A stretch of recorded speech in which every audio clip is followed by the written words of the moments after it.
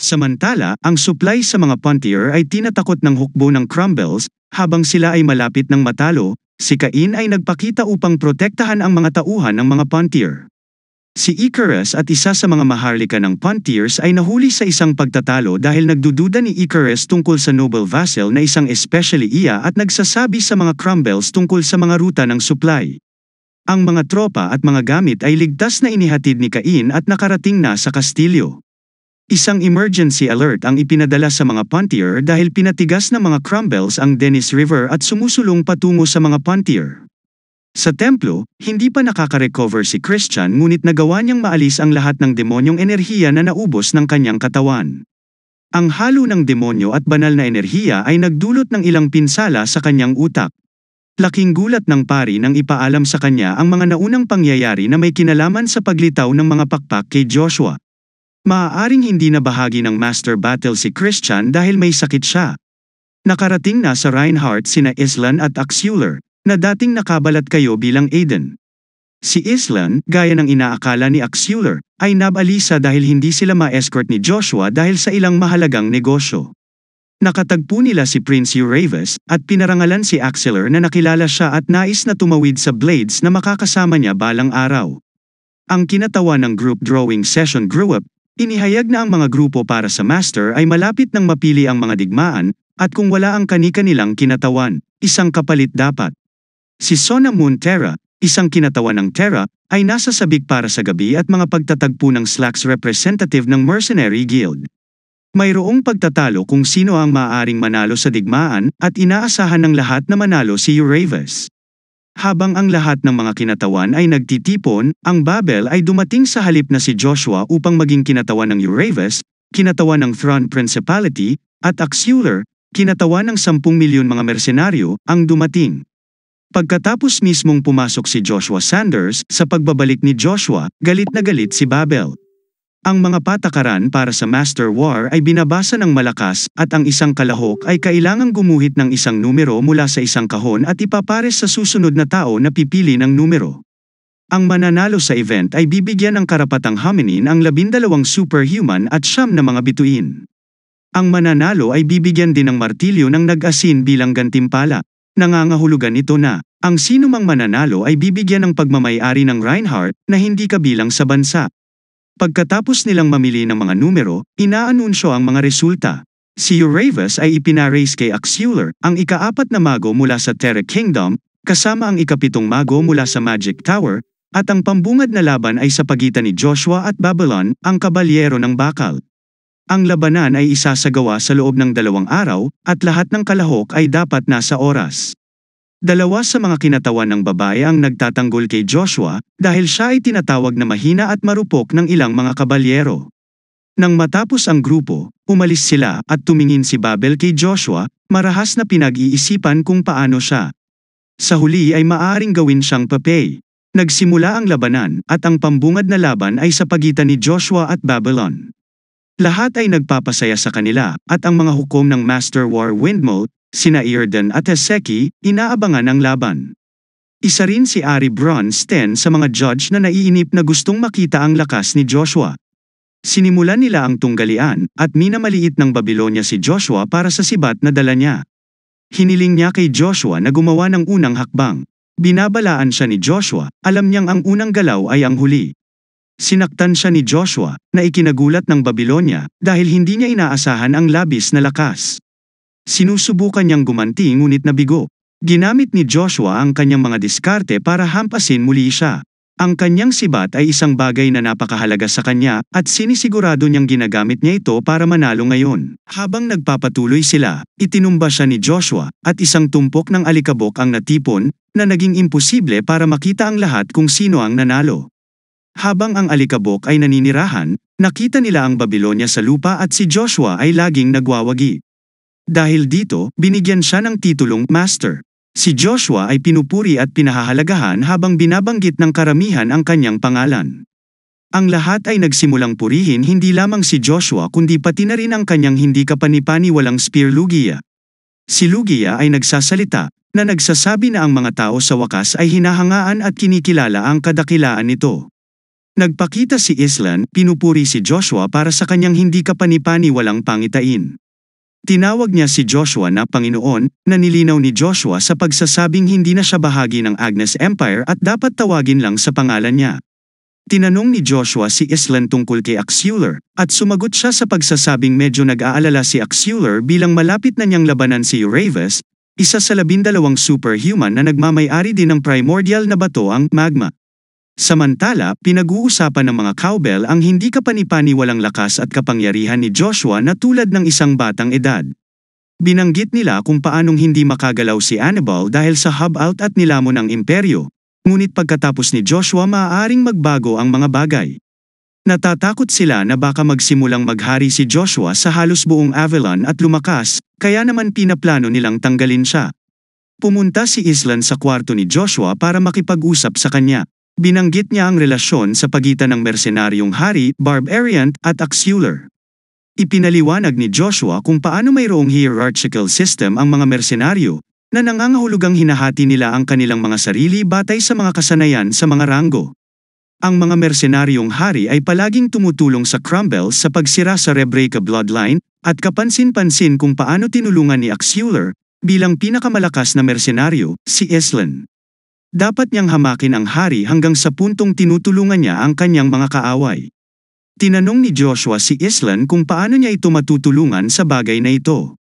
Sinabi niya na kahit na matalo si Axular ni Uravis, ang mersenaryong hari, si Joshua ay dapat iwasang makipag-away sa kanya. Dahil hindi niya kayang mawalan ng mas maraming tao. Habang nagiging sentimental siya, niyakap siya ni Joshua, tinitiyak sa kanya na hindi siya mawawalan ng kahit sino muli. Nagsimula na ang ika-4 na araw ng labanan, at oras na para sa kinatawan ng Magic Tower Theaterpian at ang kinatawan ng Terra na si Astello na lumaban sa mga Master Wars. Ginagamit ni Joshua ang kanyang lakas para makuha ang Death Knight, si Duke Ultzma, dahil mayroon siyang gawain kanya hiniling niya sa Death Knight na tingnan ang kanyang mga kasama sa Pontier Estate na dapat ay dumating na ngayon ngunit wala pa.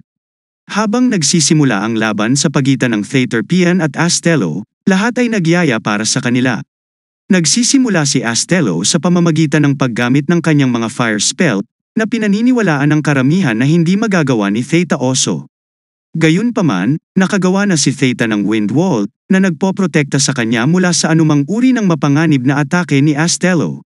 Nagulat si Acello sa paraan ng pagtakas ni Theta mula sa kanyang pag-atake.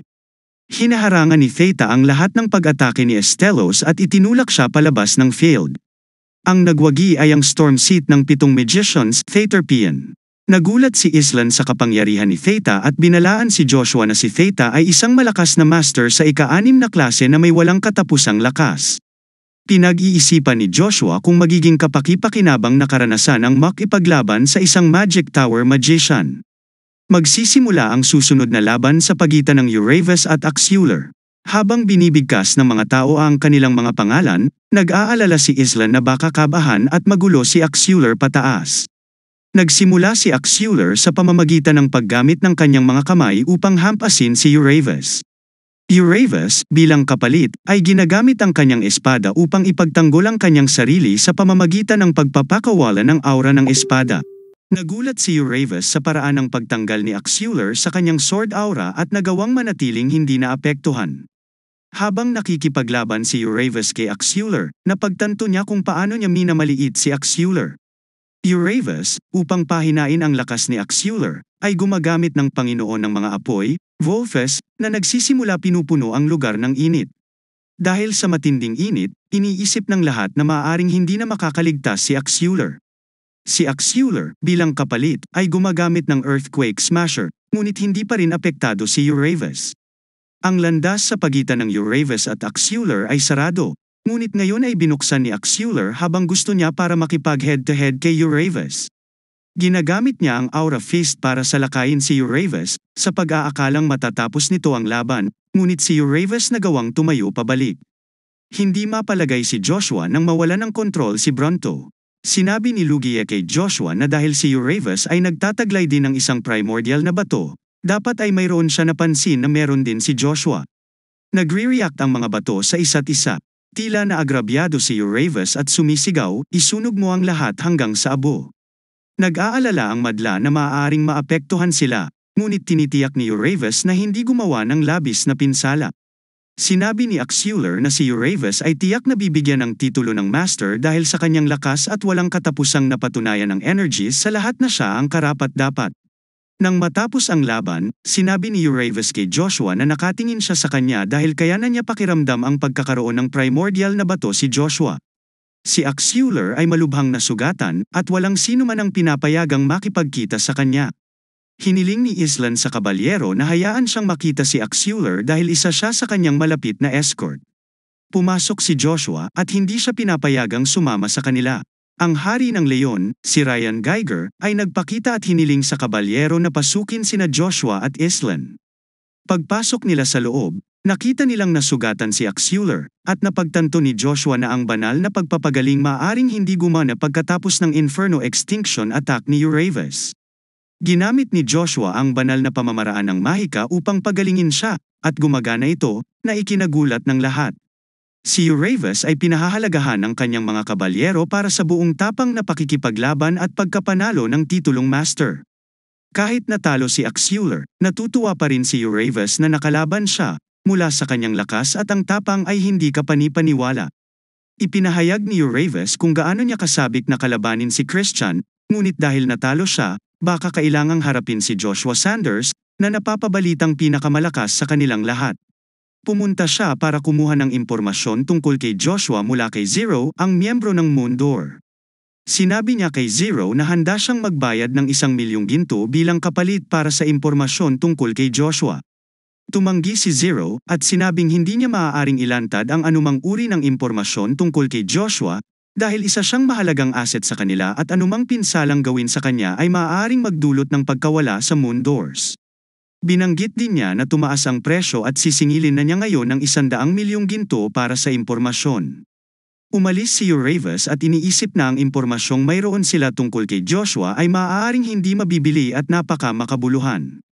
Ang miyembro ng mga pinto ng buwan, habang nakikipag-usap kay Zero, ay nagsabi na ang mga alingawngaw ay kumalat tungkol sa pag-iisa ng organisasyon ng mga assassination sa kontinente para sa pag-aalis kay Joshua. Gustong tiyakin ni Zero na walang makakaalam tungkol kay Joshua, dahil may impormasyon si Joshua tungkol sa Crimson Coin, na kailangan ng pinto ng buwan sa anumang halaga. Masaya si Axeler na nakarecover ng mas maaga kaysa sa karaniwan at pinuri si Joshua sa paglampas nito sa mga pari sa banal na kasanayan sa mahika. Habang binabanggit ni Islan ang hari ang leon, sinabi sa kanya ni Axeler na kailangang labanan ni Joshua ang haring leon. Isa sa 12 super tao upang mapanalunan si Reinhardt. Nakatagpo ni Joshua si Theaterpian, ang Storm Seat Magician, at sinabi sa kanya na Evergrande na sasakupin ang Magic Tower at patayin ang kasalukuyang may-ari, si Ian Dunpere. Si Theta ay hindi naniniwala sa kanya at sinabing hindi na siya maaaring mag-entertain ng maling impormasyon. Sinabi ni Joshua na titiyakin niyang pipigilan si Evergrande ngunit bilang kapalit, hiniling niya sa kanya na tulungan siyang maging emperor ng imperyo. Nalaman ni Euravus na nawala si Theta sa labanan na ikinagulat niya. Gayunpaman, ipinaalam ni Theta kay Ian Dunpere, ang Magic Master, ang katotohanang mayroon si Joshua. Nakagamit na ng Bronto, 5 years ago may nagtangkang kumuha ng Bronto kay Joshua pero iyon ay napatay. Ang Magic Master ay hindi naniniwala kay Theta at hiniling sa kanya na bumalik sa Magic Tower, bilang kailangan niyang magtalaga ng bagong assistant leader. Tinawag ng Master of the Moon Door si Joshua. Naalala niya ang pulang barya na ipinangako sa kanila ni Joshua 5 taon na ang nakararaan. Pumayag siyang sabihin kay Joshua ang lahat kung ibunyag niya ang lokasyon ng Crimson Coin. Habang tinatanggal niya ang kanyang belo, nalaman namin na siya ay kay Lily Aphrodite, Paladin ng Hubout, at Master of Moon Doors. Ipinahayag niya ang kahalagahan ng pulang-pula na barya, na nagsasabi na ito ay simbolo ng Diyos ng Hermes. Ipinagpatuloy niya ang pagsasabi kay Joshua na ang artifact na luha ng Diyos, na winasak ni Joshua ay ang malaking kahalagahan, at ngayon ay hinahanap ng Papa ang pulang-pula na barya upang palitan ito. Inihayag ni Joshua ang lokasyon ng barya, na sinasabing ito ay nasa imperial na imperyo ng Avalon. Siniguro sa kanya ni Joshua na makukuha niya ito. Humihingi siya ng isa pang pabor bilang kapalit sa pagbibigay ng impormasyon. Nag-propose siya kay Joshua at hiniling na pakasalan siya para makuha ang impormasyong gusto niya. Natarante si Joshua at umalis. Nagsimula na ang finals at napili sina Joshua Sanders at Uravis. Si Uravis ay nagtataglay ng isang espada na konektado ng wire sa pagitan ng bawat bahagi at pinangalanan ang Latigo na espada. Habang nagsisimula silang makipaglaban, ginagamit ni Uravis ang kanyang hindi pangkaraniwang espada upang lumikha ng hindi inaasahang sword slash.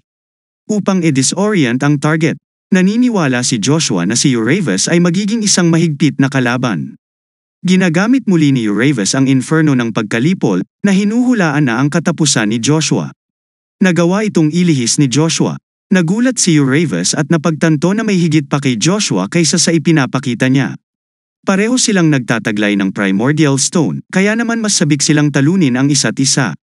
Pareho nilang ginagamit ang kanilang mga pambihirang kakayahan at sinusubukang malampasan ang isa't isa. Si Uravis ay sobrang kumpiyansa sa pag-iisip na manalo.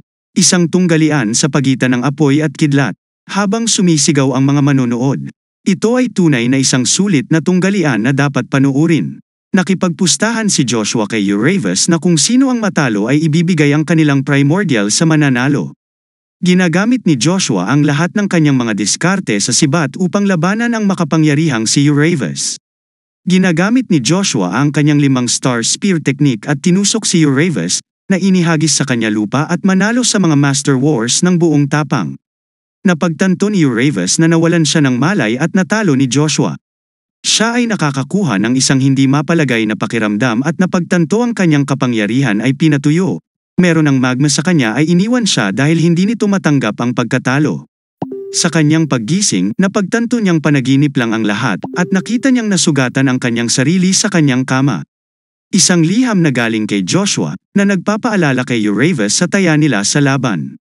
Si Joshua ay nanalo na ngayon at itinuturing na hari ng Reinhardt. Hinihiling niya sa kanila na huwag magsagawa ng walang kabuluhang mga seremonya at pumunta sa punto.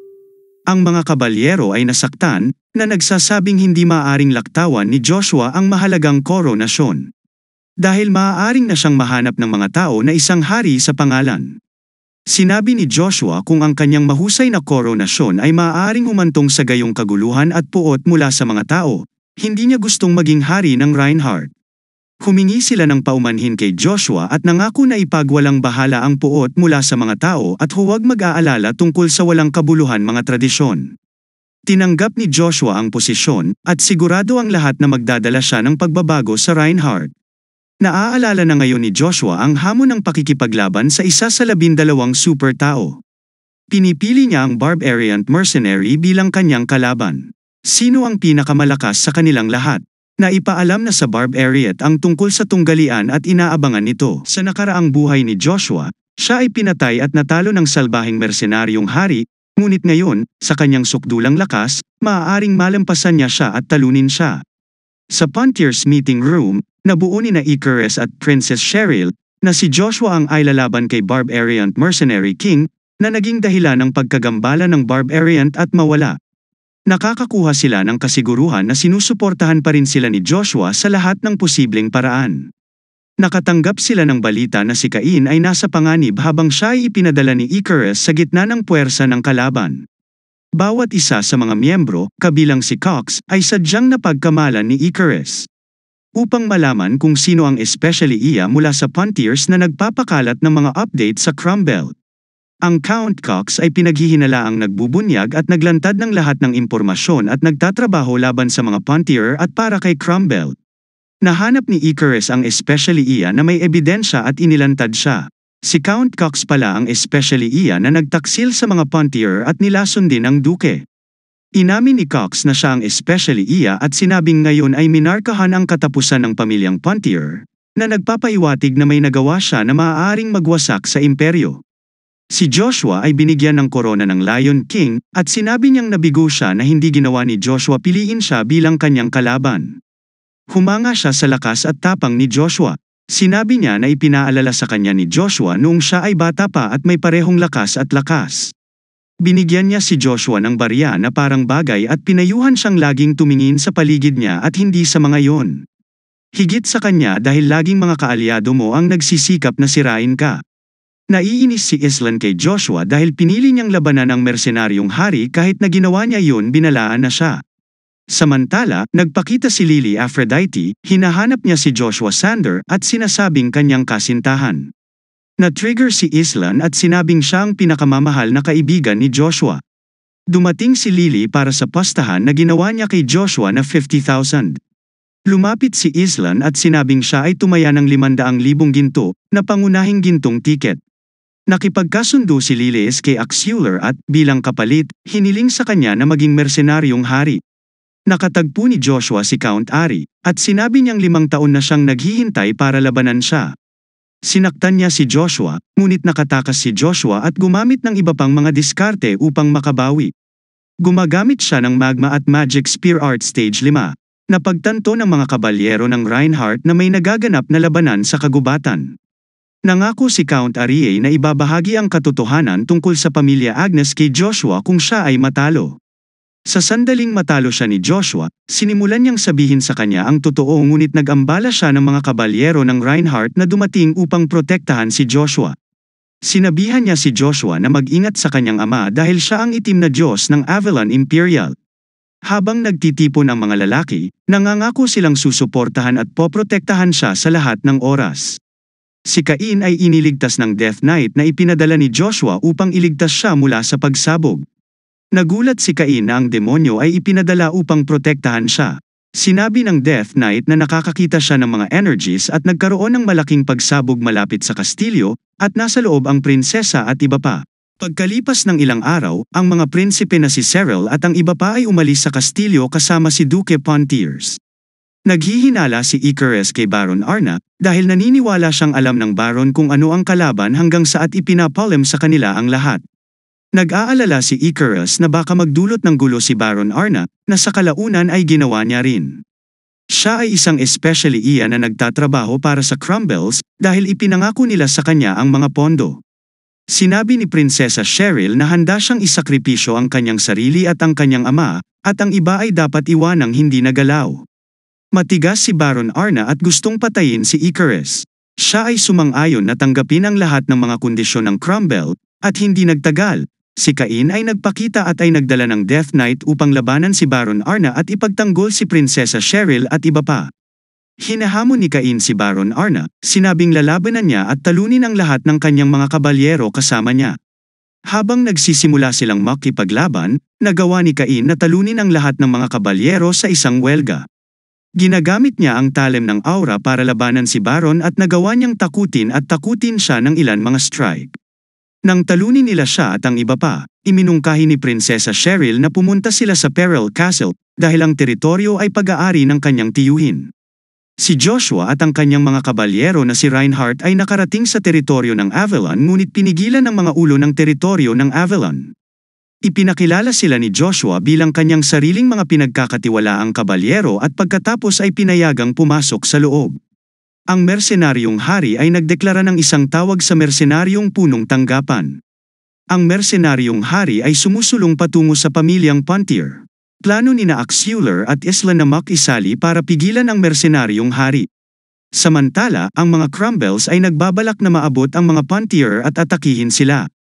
Ipinadala na ng hari ng Crumble ang kanyang anak na si Gawag upang harapin ang mga Pontier. At hinihintay ng mersenaryong hari ang pagdating ng kanyang mga kabalyero upang mahabol niya ang mga Pontier at talunin sila.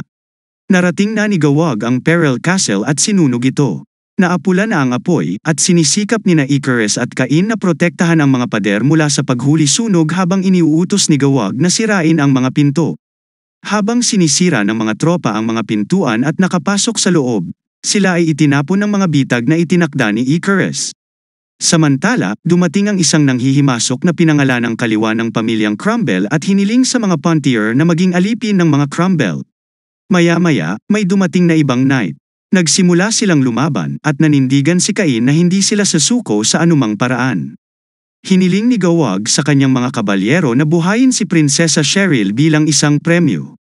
Hiniling ni Cain sa kanya na lumayo at magtago, ngunit sinabi niya na kailangan nilang magtulungan upang pigilan sila.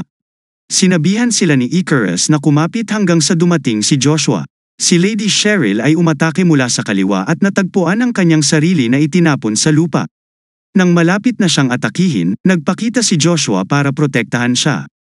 Sumigaw siya, papatayin ko ang lahat ng hamarang sa akin. Habang nagpapakita si Joshua, nagawa niyang itumba ang kabalyero na nagtangkang pumatay kay Lady Cheryl. Nakatagpo siya ng isa pang kabalyero, ang kaliwa, na nagsasabing marami pang reinforcements ang darating. Hiniling ni Joshua kay Cain na magmadali at putulin siya. Habang ang kabalyero ay nagbabanta kay Joshua, si Cain ay naging agresibo at hinampas siya, na ikinagulat niya sa lakas na mayroon pa siya, umalis. Binibigyan ni Joshua ng isa pang pagkakataon ang mga kabalyero na tumakas, ngunit hindi nila siya sineseryoso. Para turuan sila ng leksyon, ginagamit niya ang kanyang pambihirang lakas, tulad ng kidlat ng dakilang langit lalim, upang maalis ang lahat ng mga taliba. Higit pang mga tropa ang hinihiling na sumulong, at habang ginagawa nila ito, nakikita nila ang isang malaking bilang ng mga kabalyero na papalapit sa kanila. Ang mga kabalyero ay mula kay Reinhardt, na nangakong susuportahan si Joshua sa lahat ng bagay. Nag-away sina Cain at Wright at nanalo si Cain. Hiniling ni Veron Sten sa kanyang mga tauhan na magsunog muli, ngunit nag-aalangan sila dahil mayroon silang sariling mga kabalyero sumanib sa kay Joshua, ngunit walang pakialam si Veron at gusto niyang tanggapin ang kanyang mga utos. Nakatagpo ni Joshua si Veron at sinabi sa kanya kung paano niya muling haharapin ang parehong kapalaran sa mga kamay ni Joshua. Ang mga Crumbles ay sobrang kumpiyansa sa isang hukbong 500 na inalis ni Joshua sa isang welga. Si Gawag at ang iba pa ay natalo at ngayon ay mga bilanggo ni Joshua. Naubos na ni Joshua ang lahat ng tuwali sa bawat imperyo. Ngayon ay masasabing siya ay nagtagumpay sa pagpapahayag ng pantay na karapatan. Sa kabila ng sinapit niyang pangungutya sa kapalarang, hindi niya pinili ang maging anak sa labas. Subalit nanindigan at nakuha niya ang pinakatanyag na pangalan na may buong karangalan.